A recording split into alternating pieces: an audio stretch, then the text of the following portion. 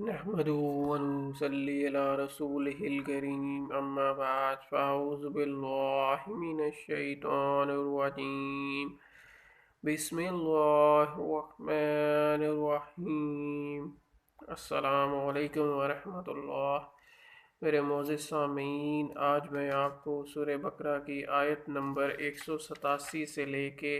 اور 190 تک اس کا ترجمہ اور اس کی تشریح بیان کروں گا۔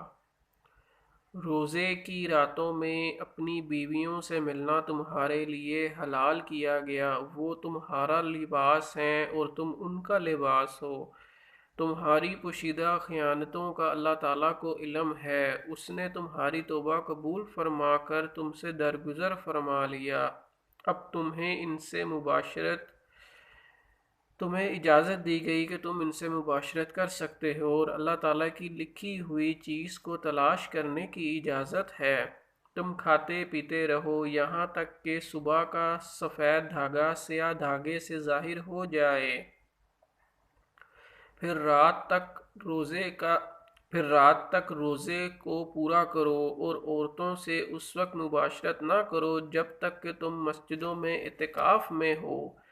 یہ اللہ تعالیٰ کی حدود ہیں، تم ان کے قریب بھی نہ ہو جاؤ۔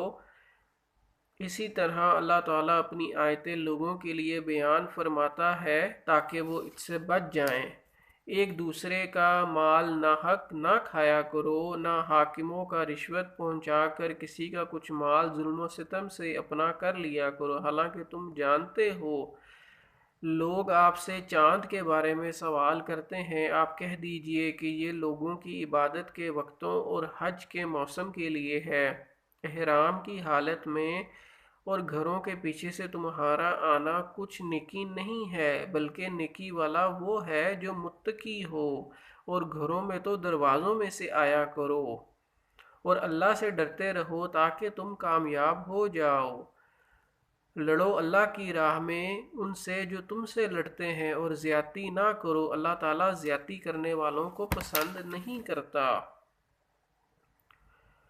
ابتدائے اسلام میں ایک حکم یہ تھا کہ روزہ افطار کرنے کے بعد عشاء کی نماز یا سونے تک کھانے پینے اور بیوی سے مباشرت کرنے کی اجازت تھی۔ سونے کے بعد ان میں سے کوئی کام نہیں کیا جا سکتا تھا۔ یہاں پر یہ بیان کیا جا رہا ہے کہ پرانے زمانے کے اندر لوگ روزہ رکھ لیتے تھے، اور پھر روزہ جب کھلتا تھا افطار ہو جاتا تھا تو اس کے بعد عشاء کی نماز تک جو ہے وہ مباشرت کر سکتے تھے اور کچھ کھا پی سکتے تھے، لیکن یہ چیز بہت مشکل تھی اور یہ پابندی جو تھی سخت تھی۔ اس کے بعد اللہ تعالیٰ نے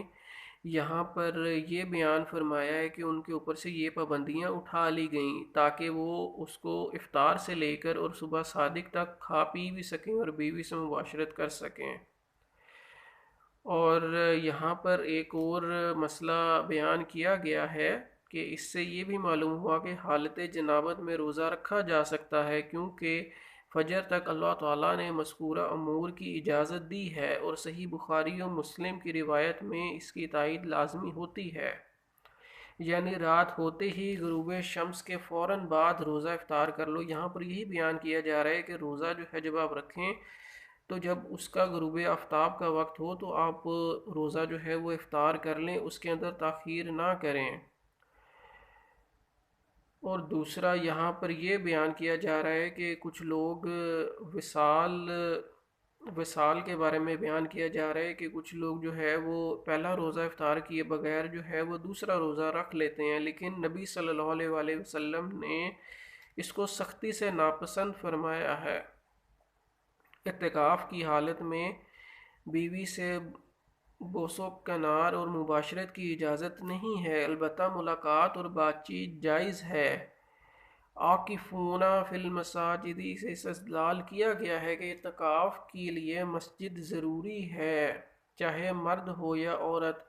کیونکہ ازدواج محترات نے بھی مسجد میں اعتکاف کیا ہے، اس لیے عورتوں کا اپنے گھروں میں اعتکاف بیٹھنا صحیح نہیں، البتہ مسجد میں ان کے لیے ہر چیز کا مردوں سے الگ انتظام کرنا ضروری ہے تاکہ مردوں سے کسی قسم کا ان سے اختلاط نہ ہو۔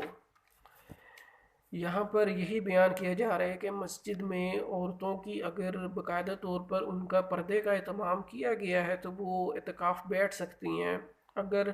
وہاں پر پردے کا اہتمام نہیں ہے تو ان کو گھر میں ہی بیٹھنے کی اجازت دی گئی ہے کہ یہ نفلی عبادت ہے کہ وہ جتنا بہتر ہو سکتا ہے کہ اس کو گھر میں بیٹھ کے جو ہے وہ اعتکاف کریں. یہاں پر فقہ نے ایک اصول واضح کیا ہے جو کہ ہے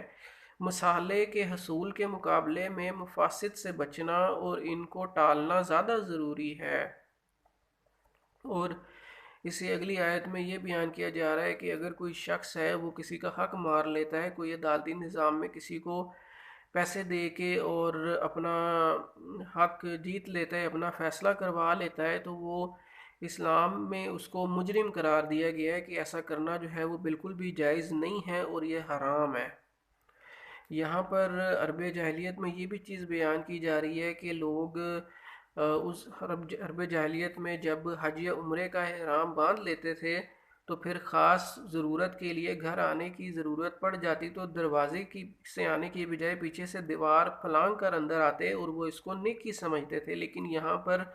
قرآن کی آیت میں یہی بیان کیا جا رہا ہے کہ اللہ تعالیٰ نے صاف طور پر فرما دیا ہے کہ یہ کوئی نیکی نہیں ہے اور آپ کو جب دروازے تو دروازے سے ہی داخل ہونے کی اجازت ہے. اور اس کے اختتام میں یہ بیان کیا جا رہا ہے جو آخری آیت ہے کہ اس میں ان لوگوں سے لڑنے کا حکم دیا جا رہا ہے جو آپ سے لڑتے ہیں، جو مسلمانوں سے لڑتے ہیں، جو ظلم کر رہے ہیں، آپ ان سے ضرور لڑیں.